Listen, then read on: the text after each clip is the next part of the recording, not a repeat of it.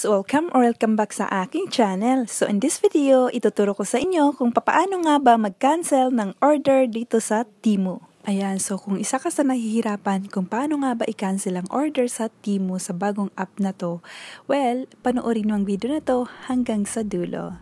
So let's go!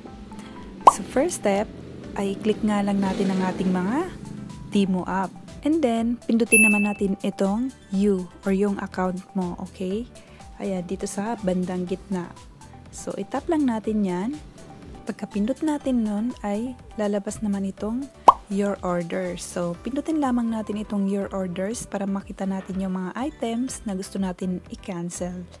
So, pagkapindot nga natin yung your orders, ay lalabas na nga yung mga item na gusto natin i-cancel. So, for example, ito na nga yung mga items na i-cancel natin ngayon. So, pindutin naman natin itong arrow. Ayan, pagkatapos ay lalabas na nga itong cancel item. So, pindutin lamang natin yan. Tapos ay may lalabas naman na ganito. So, pindutin mo lamang yung cancel the order. Ayan, and then dito, papipiliin ka kung lahat mo daw ba ika-cancel or isa lang. So, for example, isa lang ika-cancel mo, pwede mong pindutin yung bilog na yan para mag-check. And then, click mo na itong next step. Pero kung gusto naman i-cancel lahat, ay click mo lang yung all. And then, click mo naman yung next. Pagkatapos ay lalabas naman ito.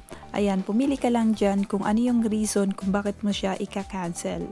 So, ako for example, dahil matagal siyang dumating, so ang pipiliin ko ay itong it won't be arrive on time. So, pindutin mo lamang yun. Pagkatapos ay click mo lang itong confirm cancellation. Ayan, pindutin mo lamang yan. And pagkatapos mo maklik yan, ay okay na.